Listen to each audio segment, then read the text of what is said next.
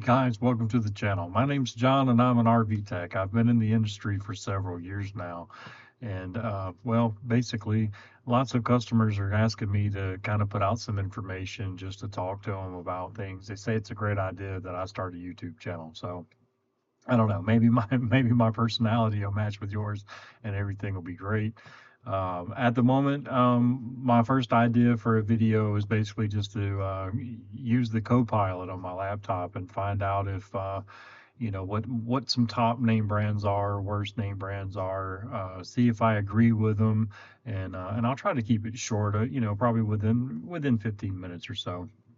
All right, so I've already kind of took the liberty of going ahead and just typing in right here. What are the RV industry's 5 worst reviewed brands?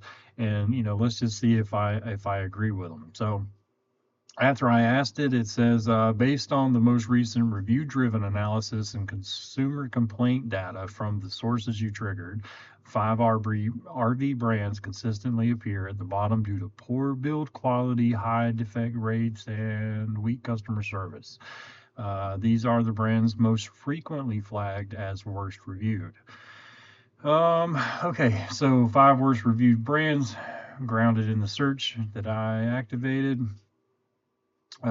Says Forest Rivers #1, repeatedly cited for poor quality control, frequent recalls, and early component failures. So it looks like they also give you like where the citations come from, as far as like RVingexplained.com. Looks like that's most of them. Pissed Consumer. Oh wow, I've never seen that website. Maybe I should look that up. I bet it's hilarious.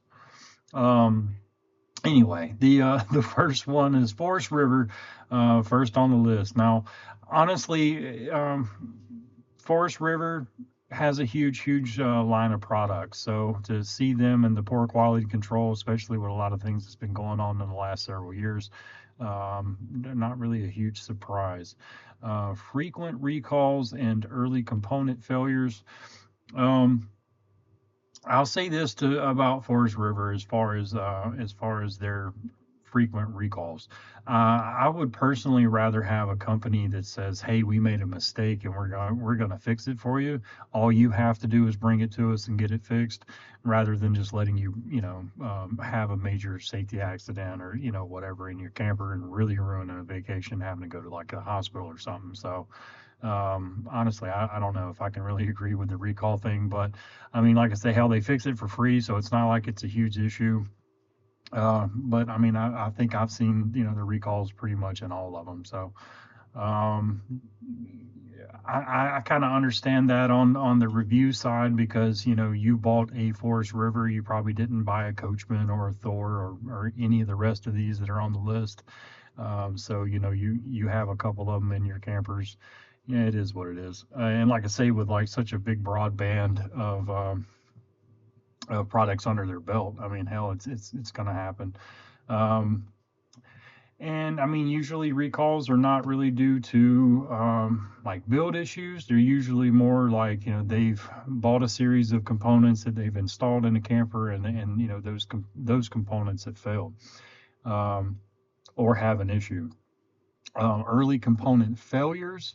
I mean, that's kind of just been like an industry normal. I mean, I hate to say that, but I mean, it is a normal thing. A lot of these components are failing across the board from a lot of the industry manufacturers, not necessarily the ones that build the camper, but the ones that are making the parts that the manufacturers are installing.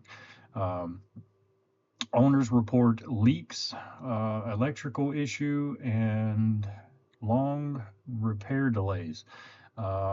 So, all right, so leaks could be a couple of different things. It depends on how long that owner has had that camper per se. Electrical issues, well, I mean, there is not one name brand of camper that hasn't had some type of an electrical issue in them, and that's mainly the reason why I have a job. To be fair, leaks could be like I say, if you've owned that camper for more than 90 days and you haven't done your maintenance on it, like your body seals, your roof checkups, anything like that, well, then that's more on you than it is them. And they'll tell you that. Like they have no issue telling you that. Long repair delays. Well, like you say, all the recalls, all the failures, and all the components. I mean, all that stuff. It's all going out in every name brand, like I just said. So you're not the only person out there that has a camper in the shop, and there's a lot more of you than there are shops out there. So take that into consideration. Let's go into number 2 real quick. The Thor Motor Coach, known for rushed assembly and inconsistent reliability. Um, Rushed assembly, I get that. I've seen that several times. There's a lot of what they call like fit and finish issues that I've seen through the last several years. Common complaints for these will include slide out failures, plumbing issues, and misaligned cabinetry. Um, all right, well, let's start with number 1, the slide out failures. So slide out failures can be caused by several different things. If you don't have your camper nice and level before you run that room out, then you're going to probably have a bind in the slide mechanisms. You're going to have a failure. Plumbing issues, well, it depends on what your plumbing issues are. I've seen some that were caused by all the manufacturers, not just one. And then also, once you go down the road with your travel trailer, your fifth wheel, even your drivables, you're putting that camper's parts and pieces through a lot of vibrations. If your drain starts leaking under your sink or whatever, I mean, if it's a broken piece, like your P-trap, you have those nuts on the top or the fittings and stuff. If those are broken, that's one thing. If they're just loose, really every time you stop before you start running water through anything in this camper or your RV, you need to tighten those up before you get putting things through it. Every one of them, like every one.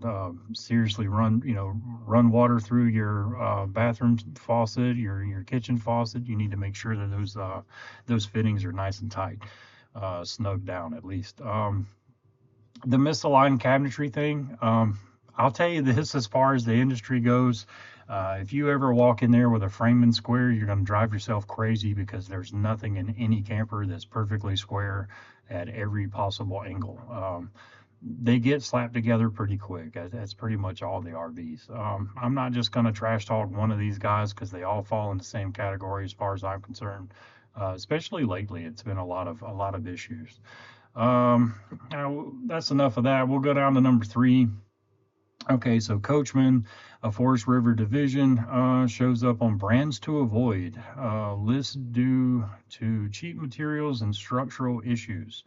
I haven't seen that many structural issues on Coachmen. Maybe I just don't see enough of them to be able to see what they're talking about.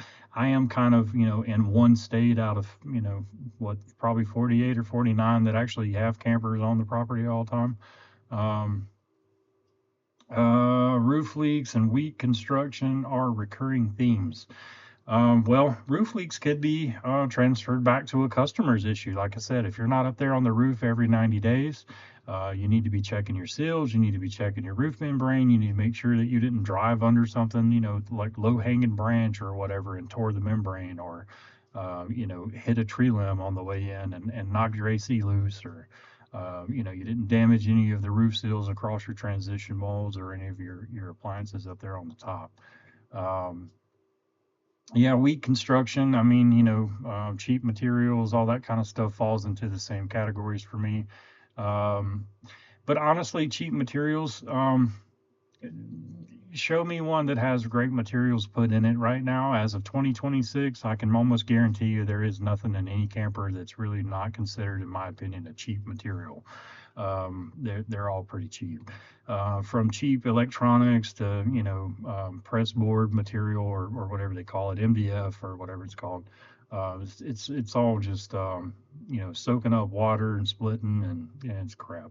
But it's easily fixed and replaced and repaired if it needs to be. Number 4, we have Keystone RV. Frequently criticized for frame and axle problems, water intrusion, and warranty frustrations.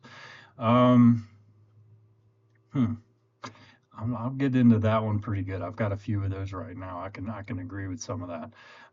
Many owners report needing major repairs within the first year. Yeah, I see that too.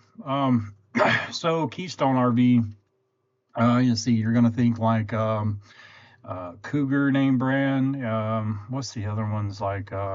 Keystone Montana, I believe, is a bigger one. Um, and frequently criticized for frame and axle problems. Keystone's older Montanas, I had seen a couple of them where the walls had broken loose with their slide rooms, like beside their slide rooms. So they had some pretty poor welds in the walls on those aluminum framing. Axle problems could be contributed to a lot of things. Really, overloading your camper is a huge one. Like, that's a big no-no. You overload your camper, number one, you're going to cause problems with your axles. Number two, you're probably going to have a hard time braking because you're probably going to overload your vehicle's capacity, towing capacity. Um, Water intrusion. All right, let's go back and say this one more time.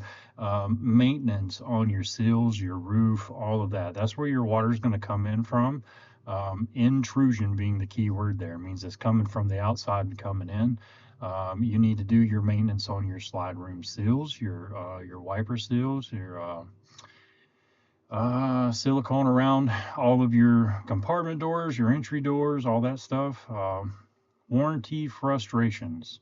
Warranty frustrations. I get that. We have some of that in the shops too. So I'll make another video and we'll talk a little bit about how things work for an RV tech versus like I don't know how to really base it upon anything else. I mean, really, I'll just explain how it works for us. I mean, it's not probably what you think. Um, Many owners report needing major repairs within the first year. Um, yeah, um, I don't know that I would call them major, but I would say there is a lot that have to be repaired within the first year, and it's across all the name brands. I mean, but there's a lot to it. Some of it is like how fast you're driving down the road, things are going to break. If the faster you're going, speed is not your friend, and in an RV or driving one down the road at 80 miles an hour, you can pat yourself on the back for having a good vehicle.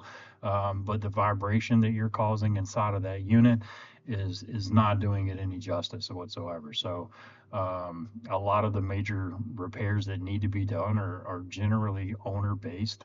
And honestly, I mean, look, I'm not being paid by any of these guys to lie to you, so I don't really care, what your opinion is on that. But I know what causes a lot of this damage. I look at it all the time, day in and day out. Number 5, Jayco, owned by Thor Industries. I believe they're also tied in with, what is it, Heartland, I think now. Once highly respected, but recent reviews show declining quality after acquisition. Complaints include electrical faults and poor fit and finish and slow warranty service. Well, okay, so like I said a minute ago, poor fit and finish is pretty much across the board. Your complaints for the electrical faults, yeah, it's pretty much across the board too. None of these companies are going to give you like a jam up, what's the word I'm looking for, schematic on any of their electrical components, or how any of them are wired up. So it is kind of hard, but I mean, part of what keeps me in a job. As far as it's saying, like, once highly respected, but recent reviews show declining quality. So, I mean, if you purchased like 4 of them over the last several years, I could see where that could be a thing. But if you've only bought one versus, the neighbor next door bought one 10 years ago, you're definitely going to see the difference in those. But I mean, you know what I mean? It's just like I said, everything is dropping down. Everything's being made a lot cheaper nowadays. Um, so yeah, I mean, I guess I could give you a better rundown on some of this stuff, and maybe another video that'll tell you about like what we go through as techs. But that'll be for the next one. We'll, I can understand some of this, but for now we're gonna let it go. All right, guys, if you want to, like and subscribe and leave some comments down below, and I'll talk to you soon. Okay, good night.